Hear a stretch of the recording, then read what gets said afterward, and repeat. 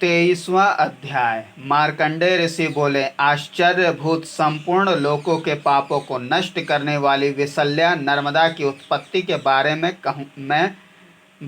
कहूँगा। ब्रह्मा जी के मानस पुत्र अग्नि हुए। स्वाहा उनकी पत्नी का नाम था। उन्हें दाक्षायणी भी कहा गया।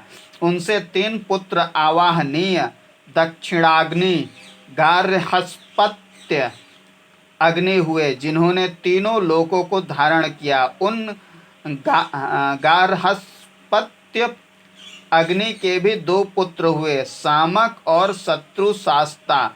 एक ने नर्मदा तट पर रहते हुए भगवान रुद्र की आराधना की, 10,000 वर्ष तक कठिन तपस्या की, जिससे प्रसन्न होकर भगवान शिव ने प्रसन्न होकर कहा, हे महाभाग, आपके मन में जो हो वह कहिए, मैं वह सब कुछ दूंगा, इसमें कोई संदेह नहीं। सामक बोले, हे सुरेश्वर, आपकी कृपा से यह नर्मदा तथा 16 अन्य मेरी पत्नी हो। हे महेश्वर, यही वरदान मुझे दीजिए। श्री महादेव जी बोले, ये नदियों में श्रेष्ठ तुम्हारी पत्नी होगी। उनसे यज्ञ की अग्नि का रूप पुत्र होंगे तथा धुष्टि नाम से विख्यात होंगे। ऐसा कहकर भगवान महेश्वर अंतर्धान हो गए तथा सरित श्रेष्ठ नर्मदा उनकी पत्नी हुई। कावेरी, कृष्णा, वेणी, रेवा, यमुना, गोदावरी, वितस्ता, चंद्रभागा, इरावती, विपाशा, कौशिकी, सरजू, सतरुद्रिका, शिप्रा, सरस्वती, हरादिनी, सुवनी, ये 16 नदियां उनकी पत्नियां हुई। इन सबसे पुत्रों की उत्पत्ति हुई। नर्मदा से धिष्टिंद्र नामक प्रसिद्ध पुत्र हुआ। इन सबसे बलवान तथा सुंदर पुत्र हुए तथा भयंकर देवासुर संग्राम हुआ। तारकामय नामक तीनों लोकों में प्रसिद्ध महाभयंकर दैत्य हुए। उनसे पराजित होकर देवतागण भगवान विष्णु की शरण में गए और कहने लगे, हे ऋषिकेश, इस भयंकर राक्षसों से हमारी रक्षा कीजिए, इन भयंकर राक्षसों का संहार कीजिए। देवताओं के इस प्रकार निवेदन करने पर भगवान ने ध्यान कर अग्नि और वायु का स्मरण किया और वे तत्काल उपस्थित हुए। उनको तथा नर्मदा पुत्र को भगवान विष्णु ने कहा, युद्ध में भयंकर उन राक्षसों का आप नाश कीजिए। तब नर्मदा पुत्र ने उन राक्षसों का संहार किया। वे दोनों महाभयंकर राक्षस अनेक लीला करते हुए जलते हुए पाताल में प्रवेश कर गए। इस प्रकार नर्मदा पुत्र तथा अग्नि का पूजक कर सभी देवता स्वर्ग को गए। तेजस्वी घायल अग्नि से आवृत माता नर्मदा के दर्शनार्थ नर्मदा पर आया। शस्त्रों से पूर्ण पुत्र को आता हुआ देखकर मां नर्मदा ने पुण्य सलीला का रूप धारण किया। शास्त्रों से घायल पुत्र को अंक में भरकर कपिल मुनि से उत्पन्न तालाब में प्रवेश किया। कपिल तालाब में प्रवेश करते ही नर्मदा पुत्र उनके प्रभाव से तत्क्षण वर्ण रहित हो गया, इसलिए विद्वानों ने उसे विशल्य कहा है। अन्य भी इसमें जो स्नान करेंगे वे पाप रूपी शल्य से रहित होकर स्वर्ग को प्राप्त करेंगे। हे राजन, आपने विशल्य तथा उत्पत्ति के बारे में जो पूछा उसे मैंने विस्तार पूर्वक वर्णन किया। 24वां अध्याय। मार्कंडेय ऋषि बोले, जो व्यक्ति इस संगम पर परम भक्ति पूर्वक प्राण त्याग करता है वह परम गति को प्राप्त करता है। संपूर्ण संकल्प को त्याग कर जो प्राणों को त्यागता है वह भगवान शिव को प्राप्त होकर चिरकाल तक स्वर्ग में निवास करता है। अमरकंटक के पर्वत शिखर पर जो व्यक्ति प्राण त्याग करता है वह सूर्य के समान कांति वाले विमान से इंद्रलोक को जाता है। अमरकंटक पर्वत से गिरते हुए व्यक्ति को देखकर सभी अप्सराएं कहती हैं कि यह मेरा भर्ता होगा। बुद्धिमान लोग इस नर्मदा जल को सारस्वत अथवा गंगा जल के समान कहते हैं, इसमें कोई संदेह नहीं। अनेक विद्याधर किन्नर पुण्यात्मा रेवा जल को सिर पर धारण करते हैं। हे नृप, यदि पुनर्जन्म के बंधनों से मुक्त होना है तो माता नर्मदा का सदा सेवन करना चाहिए। तीनों लोकों में श्रेष्ठ पवित्र करने वाली नर्मदा ही है। कहीं पर भी मृत्यु हो स्वर्ग प्रदान करने वाली है। तपस्वी, दुर्जन अथवा पाप कर्म में लगा हुआ कोई भी मनुष्य हो, माँ नर्मदा उसे स्वर्ग प्रदान करती है। ऐसी माँ नर्मदा कपिला विशल्या स्वर्गप्रदा तथा सब पापों को हरण करने वाली है। भगवान ने पूर्व में ही माता नर्मदा की रचना की। इसमें स्नान कर जितेंद्रिय होकर अश्वमेध यज्ञ का फल प्राप्त करता है। पृथ्वी पर जितने भी तीर्थ हैं उनमें स्नान दान का जो फल होता है वह सब फल एवं पुण्य केवल नर्मदा स्नान से प्राप्त होता है और वह सब पापों से मुक्त होकर परम गति को प्राप्त होता है। विशल्या माँ नर्मदा के संगम में स्नान करने से शीघ्र ही फल प्राप्त करता है। और भी आप कुछ चाहें तो पूछ सकते हैं, मैं सब कुछ कहता हूँ। 25वां अध्याय। मार्कंडेय ऋषि बोले, पूर्व में मानधात्री में प्राचीन समय में करभ संगम था। वहाँ स्नान और तर्पण करने से विष्णु लोक प्राप्त होता है। भगवान विष्णु ने दैत्यों को नष्ट करने की इच्छा से हाथियों का मर्दन किया, जिससे चक्र तथा पसीने से नदियों में श्रेष्ठ माता नर्मदा प्रकट हुई। इस प्रकार रेवा के संगम में स्नान करने से मनुष्य सभी पापों से मुक्त होकर स्वर्ग को जाता है। करम्ब नाम मार्कंडेय ऋषि पुनः बोले, ओमकार से पूर्व भाग में लोक प्रसिद्ध संगम है जो नील गंगा के नाम से प्रसिद्ध है। वहाँ स्नान करने और जल पान करने से 60,000 वर्ष तक भगवान शिव के चरणों में स्थान प्राप्त करता है तथा रेवा तट पर श्राद्ध में तिलोदक से तर्पण करता है। वह अपने साथ अपने 21 पीढ़ियों का उद्धार करता है। युधिष्ठिर जी बोले, हे द्विजोत्तम, आपने जो पूर्व में ज्वालेश्वर के विषय में कहा वह किस प्रकार पुण्यप्रद है, कृपया कहिए। मार्कंडेय ऋषि बोले, हे पांडुनंदन, ज्वालेश्वर के समान न तो कोई तीर्थ है और न होगा। मैं उसकी उत्पत्ति के विषय में कहता हूँ, उसे आप ध्यान से सुने। प्राचीन काल में इंद्र मरुदगण सहित सभी ऋषिगण अनेक बार क्षय को प्राप्त हुए। बाणासुर, जृंभ तथा श्रृंभ से बंधन को प्राप्त तथा भयभीत होकर सभी देवगण ऋषिगण ब्रह्मा जी की शरण में गए।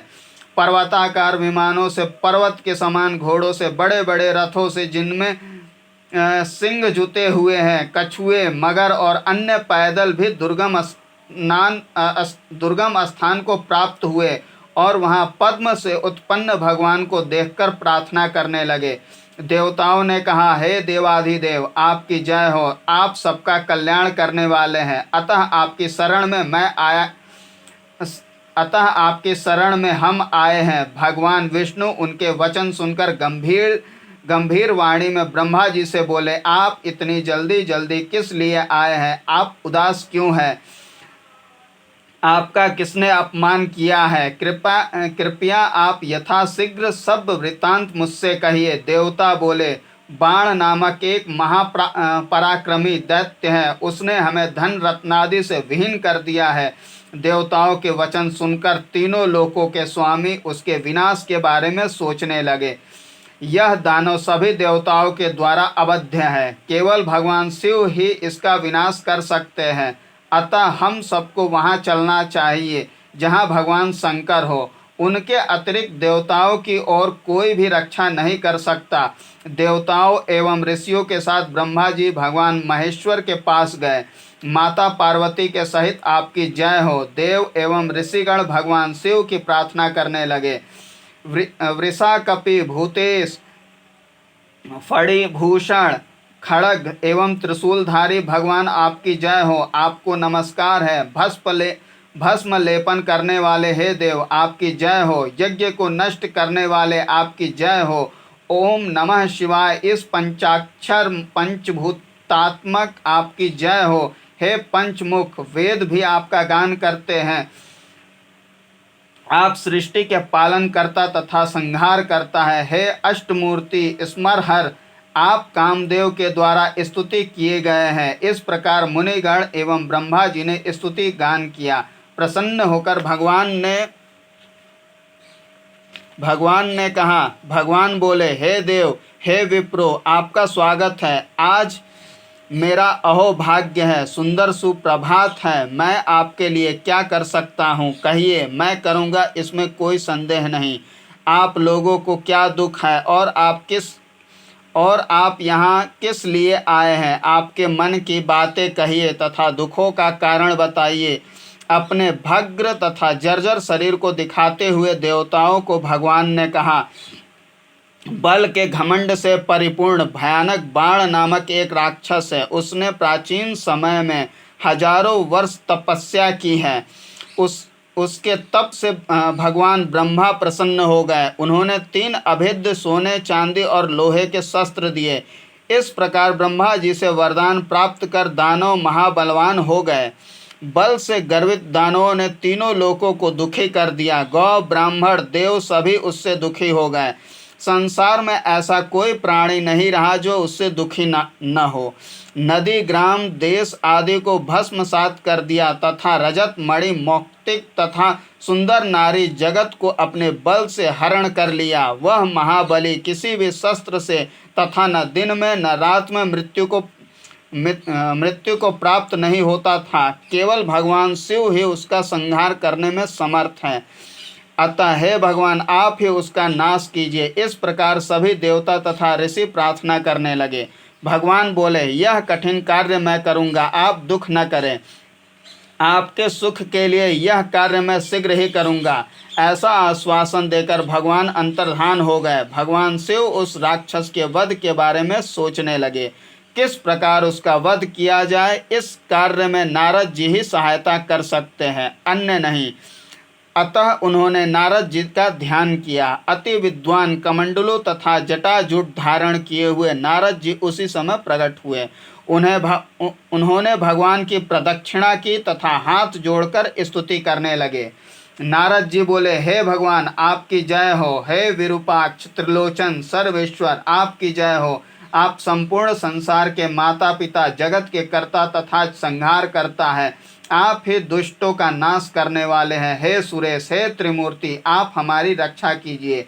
संसार के दुखों को नाश करने के लिए मैं आपकी शरण में हूँ। आप आज्ञा दीजिए। आपने मुझे कैसे याद किया है, मैं क्या कर सकता हूँ? नारद जी के वचनों को सुनकर प्रसन्न होकर भगवान महेश्वर ने कहा, हे मुनि श्रेष्ठ, वीणा वादन में निपुण ब्रह्मपुत्र, आपका स्वागत है। आप कलह प्रिय हैं। आप जहाँ बाण नामक दैत्य है वहाँ जाइए।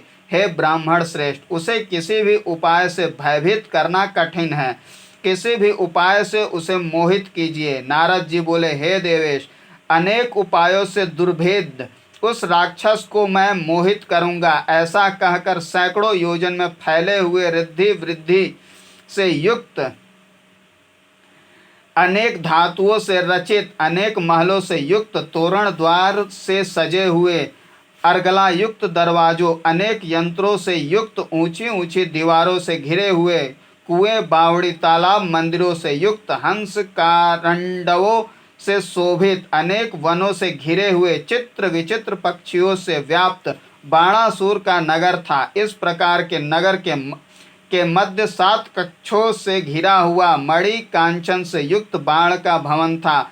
मौक्तिक, वैदुर्य आदि से शोभित, मदमस्त हाथियों एवं रथों से सज्जित, घोड़ों के हिनहिनाने, नारियों के नुपुर ध्वनि से पूर्ण, तलवार वज्र बाणों से युक्त, भयानक रूप वाले राक्षसों से रक्षित बाण का भवन था।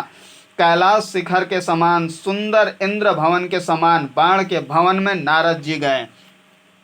नारद जी बोले, नारद जी ने द्वारपालों से कहा, महापराक्रमी, राज कार्य में कुशल बाण से कहिए कि नारद द्वार पर आए हैं। नारद जी के चरणों में वंदना कर कांपते हुए हाथ से मुख को ढांक कर सभा में आए हुए बाण से कहा, यक्षादि से पूजित सभी योद्धाओं से घिरे हुए बाण को द्वारपाल ने कहा, हे देव, कलह प्रिय, कठिनता से आराध्य, द्वार पर नारद जी आए हुए हैं। द्वारपाल के वाक्य सुनकर आश्चर्यपूर्वक महादैत्य बाण द्वार पर पहुंचा। बाण ने कहा, द्वार पर स्थित तेजस्वी ब्रह्मपुत्र को आदर पूर्वक भीतर लाइए। द्वार पर क्यों रोक दिया है? बाण के वचनों को सुनकर शीघ्र ही द्वारपाल ने महामुनि नारद को प्रवेश कराया। देवताओं से पूजित महर्षि नारद को आता हुआ देखकर सहसा उठकर उनके चरणों की वंदना की तथा आसन देकर पाद्य अर्घ से उस महासुर बाण ने देवर्षि की पूजा की।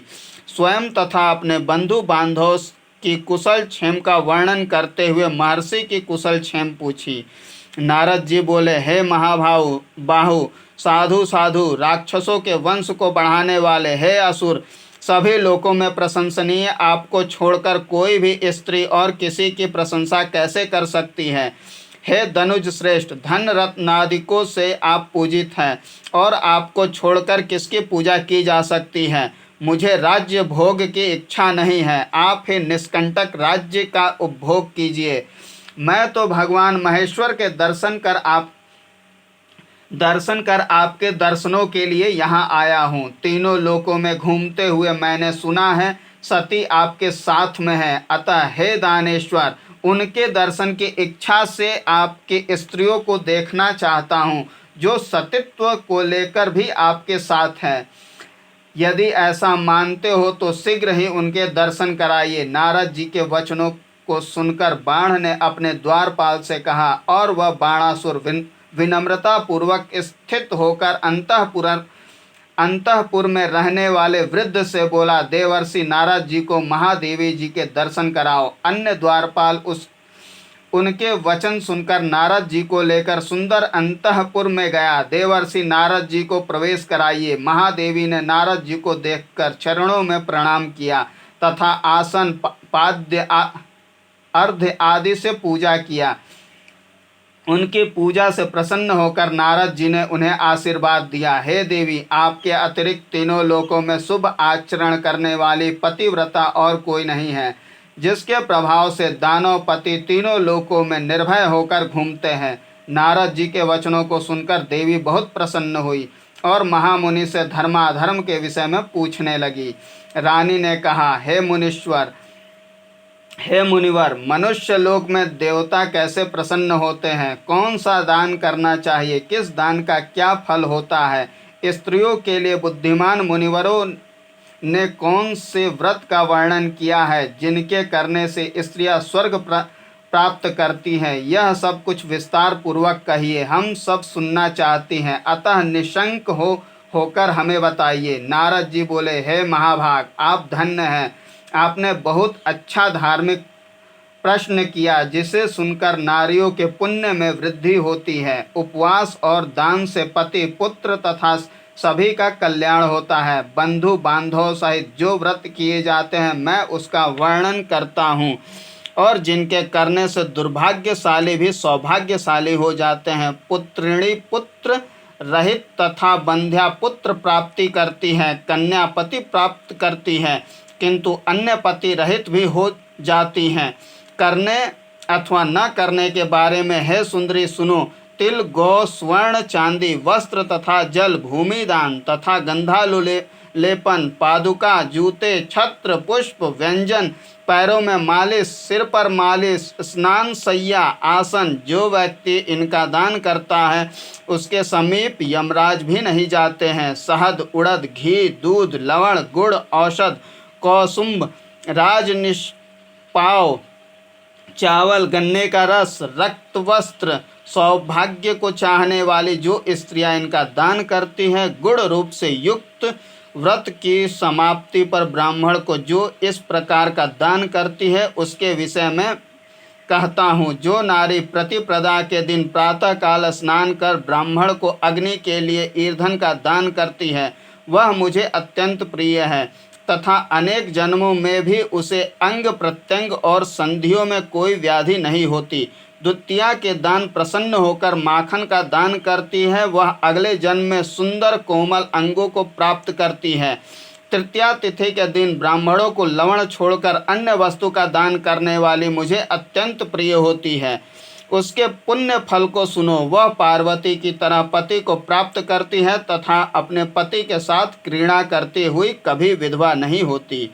चतुर्थी को रात्रि में ब्राह्मणों को मोदक दान करने वाली वह भगवान गणेश को अत्यंत प्रिय होती है तथा संपूर्ण सिद्धि को प्राप्त करती है और कोई विघ्न नहीं होता। पंचमी तिथि को व्रत धारण करते हुए ब्राह्मणों को तिल दान करती है, वे रूप एवं यौवन से संपन्न होती हैं। षष्ठी तिथि को महुए का नियम पूर्वक अग्नि को उद्देश्य कर दान करने वाली स्त्रियों को संपूर्ण लोकों में पूजित स्कंद की तरह पुत्र की प्राप्ति होती है। सप्तमी तिथि को सूर्य को उद्देश्य कर स्वर्ण का दान करती है, उसका फल मैं कहता हूँ, ध्यान पूर्वक सुनो। उसे दद्रु, चित्रक, कुष्ठ, मंडल, विचरिका आदि नहीं होते। तथा अष्टमी तिथि को ब्राह्मण को कृष्णा धेनु का दान करती है, वह भगवान शिव को अत्यंत प्रिय है और उसके अनेक जन्मों के पाप भी नष्ट हो जाते हैं। कात्यायनी को उद्देश्य कर नवमी तिथि को गंध धूप आदि का दान करती है, उसका फल भी सुनो। उस दान से रक्षा किए गए उसके पति, पुत्र, पिता कभी नष्ट नहीं होते हैं। जो नारी लोकपालों को उद्देश्य कर बिना आलस्य के दसवीं तिथि को गुड़ और गन्ने के रस का दान करती है, वे सबकी प्रिया होती है। भगवान नारायण को प्रसन्न करने के उद्देश्य एकादशी को अथवा द्वादशी को मोदकों का दान करती है। कामदेव को उद्देश्य करके पादाभ्यंग शिरो अभ्यंग के लिए त्रयोदशी के दिन जो नारी दान करती है, उसका अपने पति से कभी वियोग नहीं होता। तथा जो चतुर्दशी को ब्राह्मणों को पादुका दान करती है, वह सभी पापों से मुक्त हो जाती है। पक्ष के अंत में ब्राह्मणों को श्राद्ध में भोजन, दक्षिणा, वस्त्र, तांबूल आदि से तृप्त करती है, उन्हें संतति प्राप्त होती है। यह तिथियों का महात्म्य कहा गया है। अब वनस्पतियों की आराधना विधि का वर्णन करता हूँ, ध्यान पूर्वक सुनो। तगर, अर्जुन, नीम, तिंदुक, महुआ तथा आम, नारियल, कबिट, समी, बिल्वक, नारंग, केला, पाठा और भी अन्य कई पुण्य देने वाले वृक्षों की आराधना कर व्रत योग विधान से वांछित फल प्राप्त होता है। पवित्र चैत मास में जो नारी इस उत्तम व्रत को करती है, उसे सुनो। जैसे पृथ्वी पर सूर्य रश्मियों से बर्फ पिघल जाती है, उसी प्रकार इस व्रत को करने से नारियों का दुर्भाग्य नष्ट हो जाता है। मधुकाख्य की आराधना से सब दुख और दुर्भाग्य समाप्त हो जाते हैं।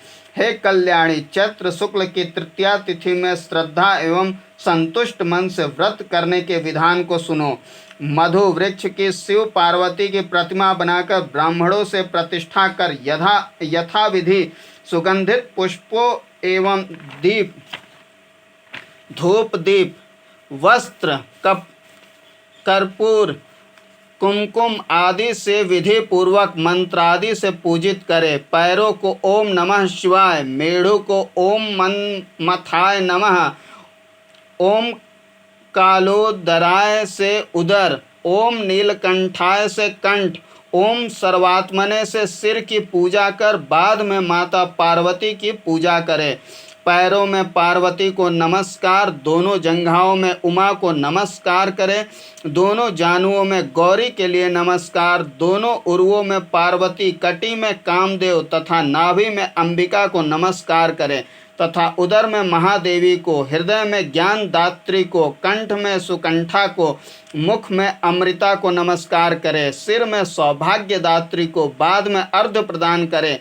ओम नमो नमस्ते देवेश, उमार्धांग जगतपते, हे देवेश, हे उमा के अर्धांग में निवास करने वाले, हे जगतपते, आपको नमस्कार है। इस अर्ध मंत्र से प्रार्थना करें, हे प्रभु, मेरे दुख और दुर्भाग्य का हरण कीजिए।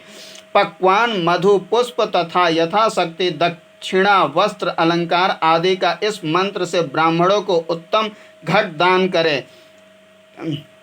घट वारी संपूर्ण सौभाग्यार्थे प्रयोजितम ददामि ललिते तुभ्यं सौभाग्यादि प्रवर्धनम।